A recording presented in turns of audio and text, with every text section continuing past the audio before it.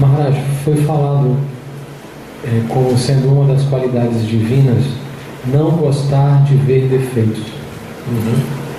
Entre ver defeitos o tempo todo e não gostar de ver defeitos, eu entendo que há uma diferença muito grande. Mas para que a gente possa perdoar, Maharaj, a gente tem que entender que houve uma falha, houve um defeito. E aí, utilizando da nossa cultura de perdão, a gente perdoa esse defeito. Mas é necessário que a gente tenha um senso crítico para a gente poder viver a nossa vida e não se envolver em tantos conflitos, nem permitir que a outra pessoa continue o tempo todo com os seus defeitos, produzindo resultados de lesão, de dano, de conflito. Então, como a gente pode entender, Maharaj, esse não gostar de ver defeitos? Porque a gente tem que votar, a gente tem que ter uma família, a gente tem que procurar um bom emprego, a gente tem que ser respeitado. Não gostar de ver defeitos significa o quê? Então é como você disse, há uma diferença muito grande entre não gostar de ver defeitos e não ver defeitos. Você pode não ver defeitos porque não tem cultura adequada para aquilo, não sabe o que é certo e o que é errado você próprio, então você nem sabe o que é certo e o que é errado, ou porque você, então, por falta de cultura, não desenvolveu a visão crítica adequada. Ter uma visão crítica com conhecimento pleno, saber o que é espiritual, o que é material, o que é bondade, o que é paixão, o que é ignorância, o que é divino, o que não é divino, o que deve ser feito, o que não deve ser feito, esse é assunto espiritual, é assunto tratado no Bhagavad Gita, inclusive. Então a pessoa deve ter uma visão crítica e deve saber o que é certo e o que é errado. E quando ela perdoa o outro, ela tem muitos níveis do perdão. Ela pode perdoar integralmente, assim, ela pode perdoar à distância, que não quer nem saber daquela pessoa perto, ela perdoa, mas ela sabe que aquela pessoa é malvada, aquela pessoa é perniciosa e que a presença daquela pessoa junto dela não vai lhe fazer bem, então ela perdoa, mas ela não quer associação porque ela sabe que o erro que aquela pessoa cometeu é um erro grave, que não está resolvido, que pode vir a cometer outra vez, e a própria pessoa não quer se submeter à possibilidade de ser vítima daquele erro outra vez. Então, mas não gostar não gostar de ver defeitos é exatamente não ficar procurando erros nos outros, movido por sentimentos inferiores, competição, tudo, inveja.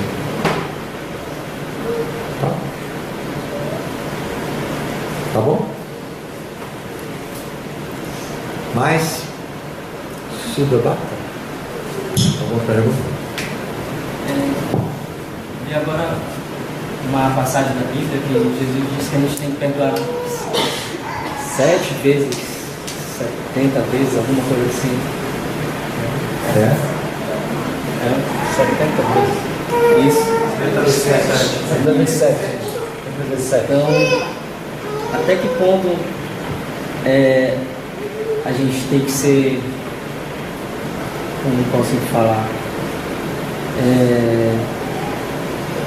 esse limite, né, do perdão, até que ponto isso vai estar ajudando o outro, né, a ser tão bondoso ao ponto de perdoar sempre, né? Olha só, quem compreende o valor da vida humana traça um plano para viver esta vida humana como a sua última experiência dentro desse mundo. Ele valoriza tanto a vida humana que ele sabe que com a morte ele se livrará do corpo, a alma estará livre e poderá voltar para o mundo espiritual e nunca mais nascer aqui. Então o exercício do perdão é de fundamental importância para cortar todas as raízes de reações kármicas. Então, até mesmo pelo benefício de estar livre para amar e servir a Krishna, desenvolver amor puro por Krishna, vale a pena perdoar. Então eu concordo com Jesus Cristo nesse ponto de que a pessoa pode perdoar, ainda que ele tenha uma visão crítica e que ele saiba que o seu perdão é apenas para estabelecer a sua liberdade daquela pessoa que cometeu um erro e que você possa seguir o seu caminho sem interferência daquela situação, daquela pessoa e da situação que ela cria, e que aquilo não vai beneficiar exatamente o outro. Então posso dizer que eu tenho uma ligação kármica com aquela pessoa enquanto não oferecer aquele perdão? Mas é claro que sim, porque a ligação kármica se dá pelos desejos, pelas reações das ações que se transformam em desejos. Quando a gente comete uma ação, essa ação promove uma reação. Essa reação vai para a forma de semente, que é colocado no coração na forma de desejo. No momento que você deseja algo que está relacionado com aquilo, então ela brota e você vai por ali, por aquele caminho. E você pensa, mas isso que eu gosto, está diretamente relacionado com a sua experiência de vidas passadas, claramente.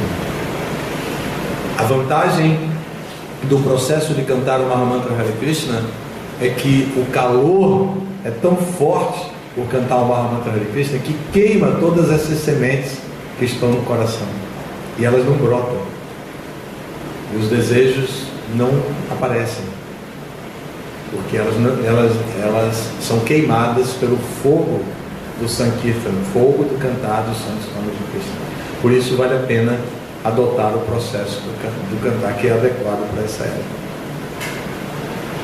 Boa noite. Primeira vez que eu venho aqui a convite de um amigo meu que está aqui atrás, o Flávio. Muito interessante toda essa história. Tem uma pergunta que me vem na cabeça que é assim: se você concorda que o ódio é o amor que adoeceu? O ódio é o amor que adoeceu. Ser uma maneira de... Uma forma de falar com perdão, a pessoa que odeia muito outra, na verdade, o que ela sente ela amava tanto aquela pessoa, ou ela tinha o amor fraterno pela pessoa e se transforma em ódio, tentando entender o que faz a pessoa não perdoar a outra, matar, ser agredido e tal. E se você concorda com essa ideia, porque eu fiquei pensando agora se realmente o ódio é isso, um amor doente. A ignorância mais básica é que nós estabelecemos todos os cálculos da nossa vida baseado em um erro aritmético básico, desde o comecinho. Tipo, você faz um cálculo de trigonometria ou de qualquer outro cálculo mais sofisticado, mas você errou na soma de 1 mais 1. Então, o cálculo básico inicial é de que tudo que nós tentamos entender baseados em que somos exclusivamente esta máquina formada por corpo, mente, inteligência, ego e só isso. Pensamos que somos apenas isso. Então, esse é um erro, porque na verdade isso é apenas o veículo que transporta a nossa verdadeira identidade. Nós somos almas espirituais eternas que vivemos dentro desses corpos materiais. Quando os corpos materiais morrem, a alma tem que ir para outro lugar. Se ela estiver desapegada, livre de qualquer enredamento com o mundo material, ela volta para o mundo espiritual. Se ela tiver algum enredamento, seja ódio, seja amor, seja vingança, desejo de vingança, necessidade de perdoar, mágoa, o que for, ela permanece dentro desse mundo. Ela vai ter que arranjar um outro corpo para poder se alojar e começar uma outra experiência. Então esse erro nos faz amar, nos faz odiar. Esse erro de pensar que somos o corpo material. Quando nós compreendemos que somos almas espirituais e que a alma espiritual é parte integrante de Deus, então o nosso sentimento amoroso é voltado para Deus. Então nós aprendemos aí a amar todos os outros seres vivos. Enquanto nós não temos essa relação de amor construída com Deus, toda a nossa relação de amor dentro desse mundo material é precária e a qualquer momento pode ser transformada em ódio ou em qualquer outro tipo de sentimento. Então o amor só é alimentado adequadamente quando ele está baseado na relação sustentável de amor por Deus. Aí sim nossas relações de amor são sustentáveis, porque a fonte original é Deus. Então, tudo isso dentro do ponto de vista da existência material, amor e ódio, vingança e prazer, luxúria, satisfação, felicidade, tudo isso pode estar mal colocado, porque pode estar colocado em relação ao nosso corpo.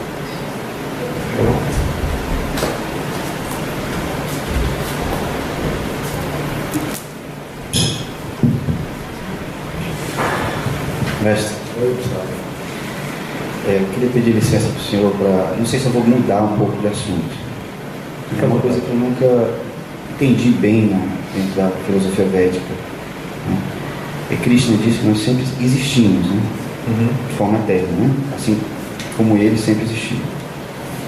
Mas assim, de onde surgiu essa natureza de desobediência, que é, eu chamo de desobediência de natureza demoníaca, né? Assim, na gente, que fez a gente cair aqui nessa situação? Porque se nós sempre existimos, um dia estivemos com ele no mundo puro, né?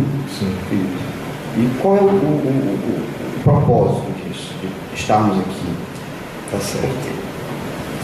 Se foi alguma força que nos fez, nos desvirtuou, o que aconteceu? Obrigado. Acho que mesmo que mude um pouquinho o tema, está dentro da base da filosofia que estamos falando. Nós somos eternos, realmente, sempre existimos. Nunca houve um tempo em que não tenhamos existido, e nunca haverá um tempo em que deixaremos de existir. Isso é o texto como está no Bhagavad Gita. Mas além de eterno, nós temos mais duas qualidades. Na verdade, o nosso corpo material, esse corpo, externamente é formado assim por pele, músculos, veias, vasos, ossos e tudo mais, mas o corpo espiritual é formado por 3 elementos. Um é a eternidade, o outro é bem-aventurança e o outro é conhecimento. Então é Satchidananda. Então, esses 3 elementos têm igual valor. Então, no mundo espiritual, outra coisa, o mundo espiritual é muito maior que o mundo material. É dito que esse mundo manifesta com seus milhões e milhões de galáxias, de planetas, é insignificante diante do tamanho do mundo espiritual. No mundo espiritual há planetas espirituais. Nesses planetas espirituais há vida de natureza espiritual. Deus se expande e está em toda parte. E nós já estivemos com Ele um dia nesses lugares. Mas mesmo lá, a nossa natureza não é só de ser um ser eterno, fundido naquela existência eterna e sem individualidade. Mesmo lá, nós tínhamos bem-aventurança e tínhamos também conhecimento. E o conhecimento tem a mesma característica da eternidade. É conhecimento eterno e bem-aventurança eterna. Então, os 3 elementos são caracterizados por plenitude. Então, lá nós também temos conhecimento do mundo material, da existência do mundo material. Como aqui temos conhecimento da existência do mundo espiritual, lá nós temos conhecimento da existência do mundo material. E em um dado momento desastroso, nós desejamos vir ao mundo material. E ao simplesmente desejar, nós nos desqualificamos para viver no mundo espiritual plenamente. E aí nós descemos para esse mundo material. E aqui nós adquirimos diferentes corpos e ficamos sujeitos à energia externa de Cristo. Em termos de energia, nós somos Satchidananda, eternos, plenos de conhecimento e de bem-aventurança, mas somos potência intermediária. Deus tem 3 potências principais: a potência interna, a potência intermediária e a potência externa. A potência interna é essa potência do mundo espiritual, com seus milhares de planetas e milhões e milhões de habitantes e atividades lá.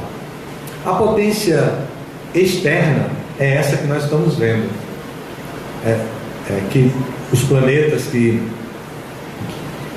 temos aqui, toda essa manifestação cósmica. Essa é a natureza, é a potência externa, Maya, a ilusão material, que transforma e que tudo mais que nós estamos vendo. E a potência intermediária é exatamente a potência de que nós somos feitos, na nossa origem. Nós somos essa potência intermediária. Como almas espirituais eternas, nós podemos nos inclinar para a potência, para o mundo espiritual ou para o mundo material. Agora nós estamos no mundo material por opção, e nós podemos voltar ao mundo espiritual também por opção. Só precisamos aprender a fazer o caminho de volta ao lar. E por isso, Prabhupada nos orienta a voltar ao lar através de cantar o Mahamantra, etc. Então, foi por opção, porque temos conhecimento do mundo material e quisemos vir. Foi por isso que nós viemos para cá. E aqui estamos. Tá? Sim. No mundo espiritual, a gente tem um corpo ou a gente é só energia? A gente tem um corpo. Só que o corpo não é feito como a gente conhece esse. O corpo não é feito de carne, osso e tal. O corpo é feito de bem-aventurança, de conhecimento e de eternidade. Então o corpo lá é eterno. Mas tem um corpo, tem uma forma parecida com essa forma que nós temos hoje. Mas nós temos um corpo, sim. E esse mundo espiritual, ele é muito longe do que a gente imagina ou ele pode estar aqui também?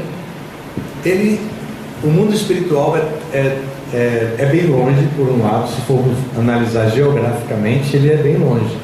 Mas se formos analisar pela potência, a potência que ele tem, a potência espiritual, ele também está presente. Então ele se manifesta onde nós manifestamos as qualidades divinas. Quando nós cantamos, por exemplo, na nossa linha, quando nós cantamos Hare Krishna, então nós criamos a atmosfera espiritual que manifesta o mundo espiritual. Mas esse mundo material, que é chamado de Mahatattva dentro da existência total, é uma região geográfica, situado geograficamente dentro da existência, que tem 7 camadas que nos afastam, nos apartam do mundo espiritual, dos planetas Vaikuntha. Essas camadas são muito longas assim e tal. Tudo isso é descrito no 5º canto do Bhagavata Purana, ou Srimad Bhagavatam, e é um conhecimento disponível. Então, mas o mundo espiritual se manifesta, tem o poder de se manifestar quando nós praticamos algo que é espiritual. Por exemplo, uma coisa simples: nós tomamos suco de laranja, e é um suco de laranja comum, feito em qualquer lugar, mas nós oferecemos a Krishna. Então esse suco de laranja fica dotado da potência do mundo espiritual. Então é como se o mundo espiritual mandar colocasse assim um raio até aquele suco de laranja. E você toma e aquilo se expande em sua consciência. Pessoal, então o mundo espiritual penetra o mundo material. Agora o mundo material não penetra o mundo espiritual.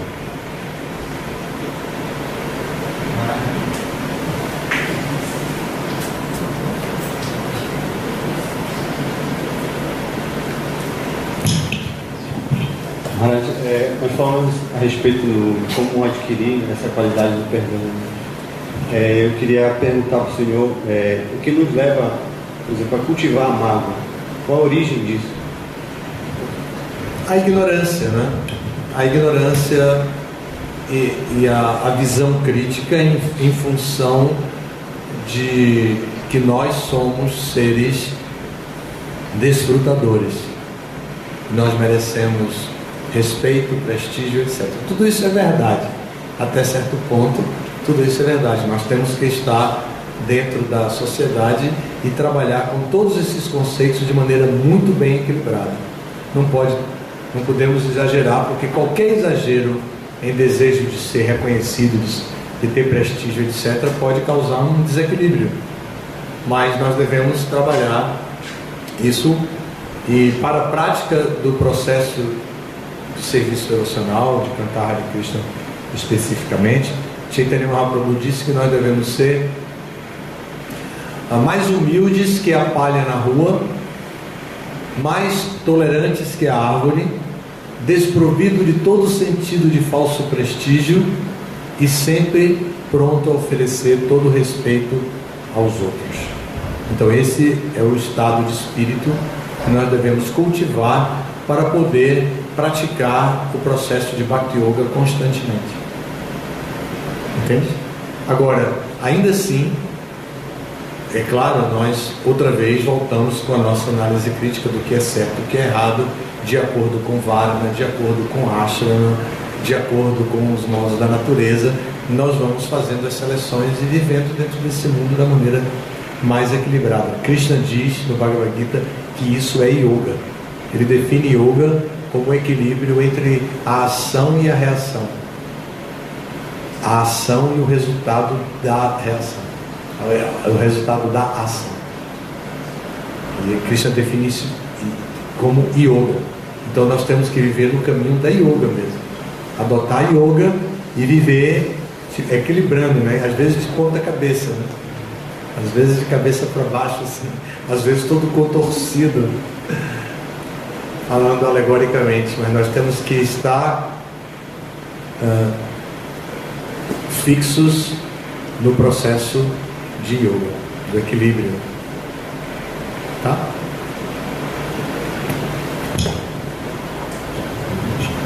Essa questão, né, do tema do perdão realmente mexe muito com a gente, né? Bem profundo, né? Assim, eu estava... Não lembro bem se foi uma leitura que eu fiz, foi uma leitura mesmo dos livros do Prabhupada, né? Que fala sobre que, na verdade, ninguém sofre injustamente, né? E isso se aplica a nós próprios, né? Apesar que no momento que a gente recebe aquela carga, né? A gente... é difícil aceitar, né? Mas ele menciona que os nossos sofrimentos, na verdade, eles são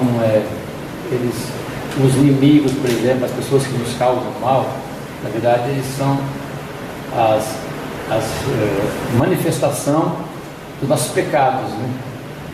Porque a gente não precisa guardar mágoa, ressentimento dos outros. Se a gente tem que guardar uma mágoa, um ressentimento, tem que ser de nós mesmos, porque aquilo é apenas uma manifestação do mal que nós fizemos, né? Aquela pessoa que vem nos causa sofrimento, aquela situação que vem e nos causa dor, são apenas manifestações de nossos próprios pecados, né? Que vêm em perseguição a nos cobrar, né? Isso eu achei interessante, só que eu realmente não lembro se foi uma leitura que eu fiz do Prabhupada mas coerente com o ensinamento de Prabhupada, né? Interessante. Pessoal.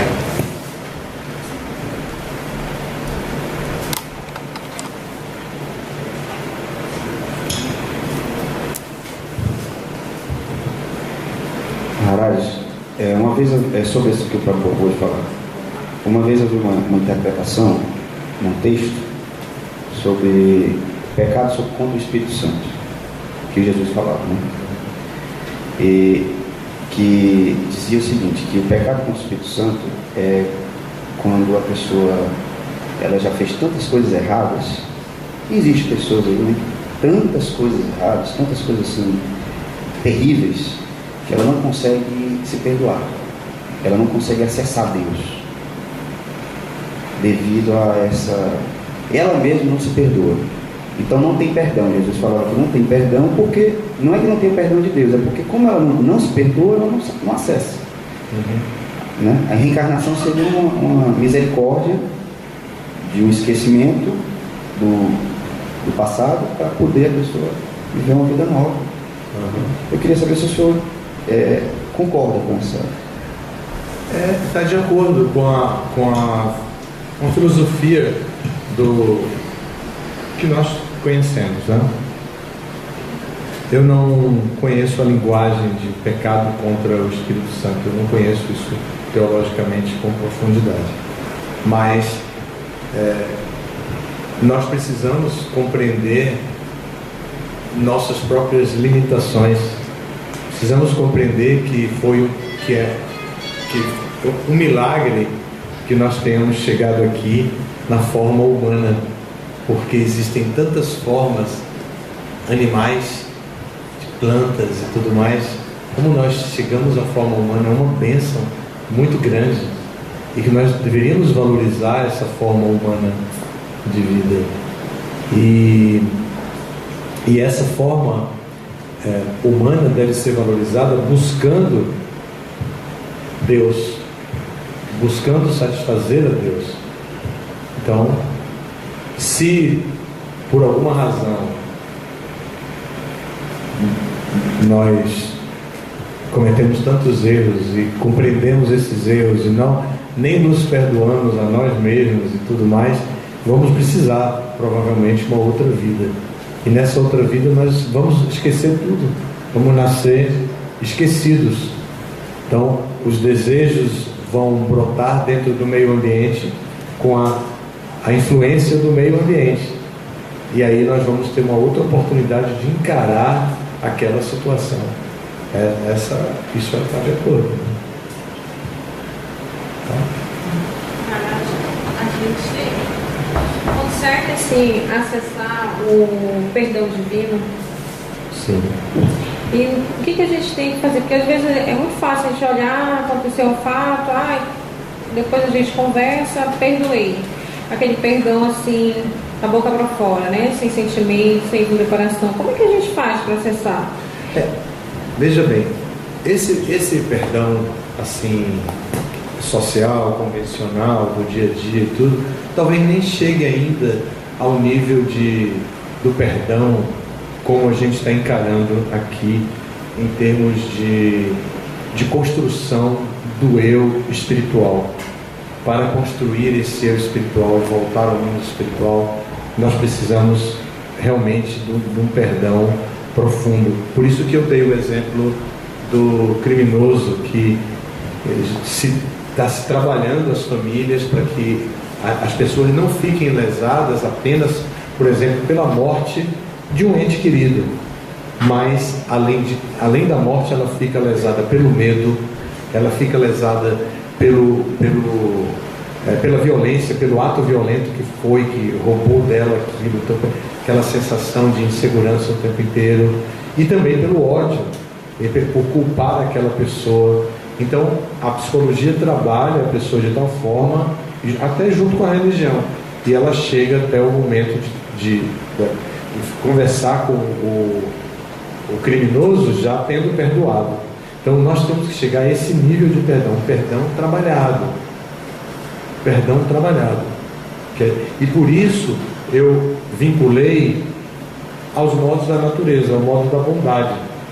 Se a gente vai cultivando virtudes que favorecem o perdão, a gente não corre o risco muito grande desse perdão superficial. Agora, o perdão divino, a gente obtém através do sacrifício, a gente obtém através da restauração da nossa relação. A oração, nós podemos orar a Deus pelo perdão, pelos erros cometidos, pelas negligências e tudo mais, pelo erro com a própria criação dele, por usar mal o nosso próprio corpo, e por aí tem muitas maneiras, mas o sacrifício é a maneira com que a gente se aproxima de Deus para obter dele o perdão.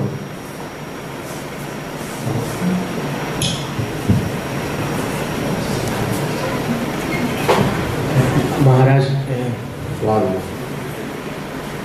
o perdão ele tem que impor condições, no sentido de que, por exemplo, um ofensor, uma pessoa cria um dano na outra, mas aí a pessoa perdoa, mas está vendo que aquela pessoa ela ainda muito influenciada por algumas dinâmicas e pelos modos, pode observar que ela vai fazer o mesmo erro, né? E como é que é esse perdão? Esse perdão tem que ser inteligência, assim, tudo bem, eu me perdoo, mas você não pode voltar a fazer mais isso, você tem que se tratar. Outra vez eu volto ao tema de que esse perdão mais profundo é o perdão que é benéfico para a nossa liberação, para a nossa salvação e para a salvação do outro. É o perdão que vai nos capacitar a trilhar o caminho da vida espiritual. O perdão trivial, esse perdão que você está falando, é reflexo desse perdão mais profundo. E às vezes tem mesmo que ser negociado. O perdão é negociado, que seria desculpa, seriam arranjos num nível ainda muito primário do perdão que nós estamos falando mesmo, né?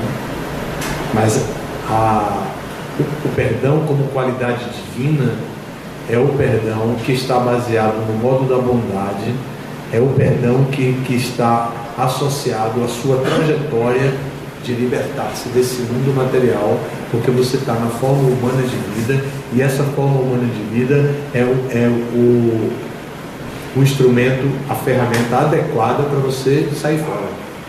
Entende? Essa capacidade de perdoar é verdadeira e deve ser cultivada, e é essa que a gente está falando. Como é seu nome? Ade. Sim. Minha pergunta trata uma sociedade no momento, o crime banalizou, né? A sociedade, o crime está muito banal, está ocorrendo muita morte em toda a sociedade. Eu imagino, sobre essa questão do perdão, quais são as verdadeiras consequências de uma vida posterior numa sociedade que está totalmente contaminada por essa ignorância, como por exemplo Belém, uma das cidades mais violentas da América Latina. Futuramente, como isso se refletirá? Que aspectos irá se desenvolver? Essa resposta está no 12º canto do Srimad Bhagavatam, quando descreve o futuro da civilização humana devido a todas essas atividades no modo da ignorância e devido à ignorância. Eles dizem que os seres humanos vão perdendo, na medida que o tempo vai passando, cada vez mais as suas potências humanas, e vão se degradando e vão nascendo com todas essas reações para pagar, e vão criando cada vez mais crimes e com situações mais inadequadas. Vão perdendo a memória, vão perdendo a beleza, vão perdendo a pureza, vão perdendo a bondade, a capacidade de trabalhar para o bem. Esse é o que diz o Srimad Bhagavatam. Mas existem muitas correntes religiosas, espiritualistas, trabalhando para diminuir esse problema. Por exemplo, se nós analisarmos assim friamente o trabalho, não querendo menosprezar ou limitar a isso que eu vou dizer como o único trabalho desse grupo que eu vou citar. Mas se nós analisarmos o grupo de religiosos neopentecostais, cristãos neopentecostais agora, são chamados de evangélicos. Se nós analisarmos o bem que eles têm feito para a sociedade, a quantidade de pessoas que aceitam facilmente Jesus e seguem e deixam o crime, deixam as drogas, deixam tudo. O trabalho que eles fazem, né, nos presídios é impressionante, é muito bom. Então, e essas pessoas, eles podem aceitar, alguém pode dizer, mas eles aceitam só da boca para fora, é externo, mas é um trabalho, é muito benéfico para a sociedade humana. O trabalho que, modéstia à parte, agora eu vou falar de nós também, né? Assim, que é mais do que eu poderia falar, que foi o que Prabhupada nos ensinou.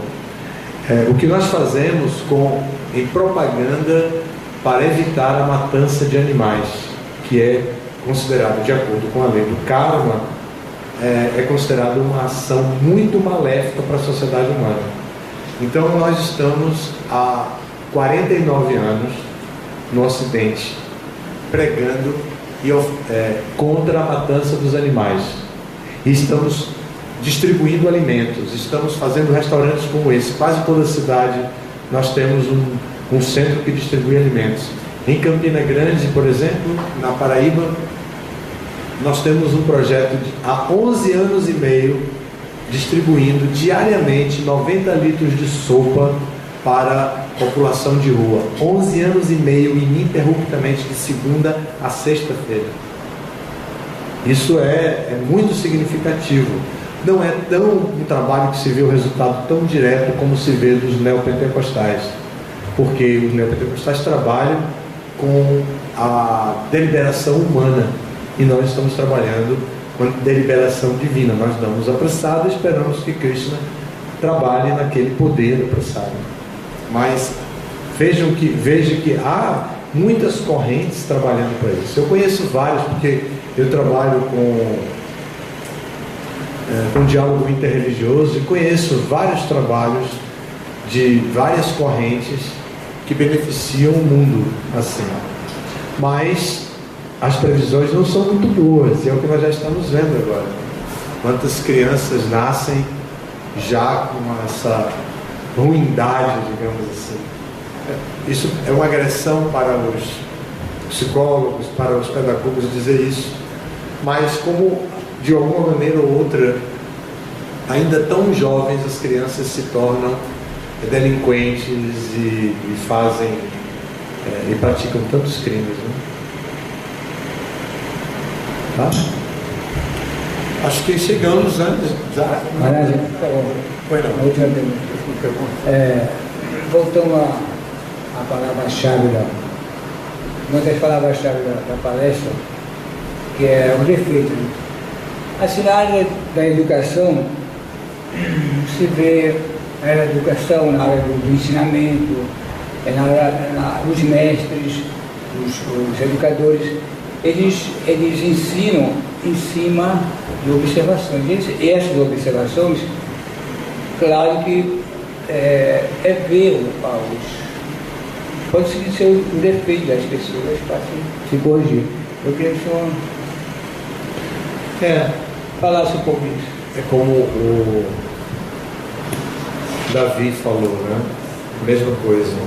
Realmente, nós precisamos ter um diagnóstico. Para educar, nós precisamos ter um diagnóstico do grau de ignorância que queremos curar a pessoa que vamos ensinar. Então, temos que aplicar o conhecimento que temos para saber qual o conhecimento que há nessa turma aqui. O que essa gente sabe? O que eu vou ensinar? Então, você tem que ter uma visão crítica. Você tem que observar e ter uma visão crítica do estado em que se encontra a sociedade.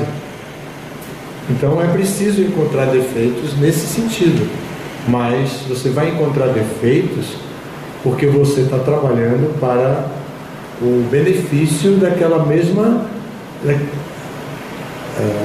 aquelas mesmas pessoas que você está julgando, criticando ou aplicando sua visão crítica. Mas não é para julgar a pessoa e estabelecer um preconceito e a partir daí estabelecer as relações em base ao seu julgamento e ao seu preconceito. Tá? Você ainda quer falar? Vamos lá.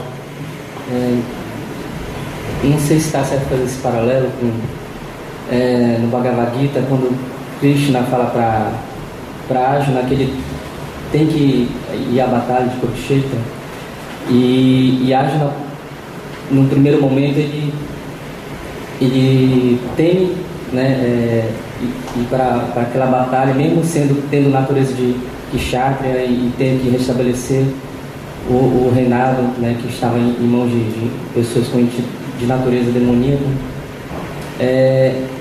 Algum momento ele tende a querer perdoar aquelas pessoas e não ir para aquela batalha, né? Mas Krishna diz: levante e lute, né? Esse não é o momento de ter esse tipo de sentimento. A falsa violência, a falsa não violência, a não violência usada por pessoas que podem usar da violência é inadequada também. Por exemplo, um policial que é perito no uso da arma e que vê uma pessoa sendo ameaçada por um criminoso que ele pode usar da arma dele e evitar a morte de um inocente. Ele não pode pensar: eu vou ser agora não violento e vou lá perguntar se ele pode parar de matar a pessoa que ele está matando. Entende? Ele deve usar do que é o dever dele, porque ele é qualificado para aquilo, ele estudou para aquilo, ele é qualificado e ele deve atuar para proteger a sociedade. Então, no Bhagavad Gita, nesse mesmo capítulo 16 que lemos, Prabhupada fala sobre clemência associado com não violência. E Prabhupada diz isso. Ele diz que o perdão deve ser utilizado como um recurso dos kshatriyas, mas que a não violência, mas que a violência às vezes é necessária.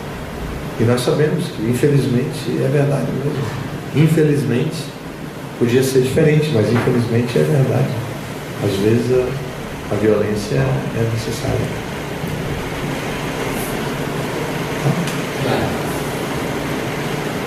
Obrigado aí a vocês pela atenção. Amanhã no Espaço Vida, né? Estaremos lá.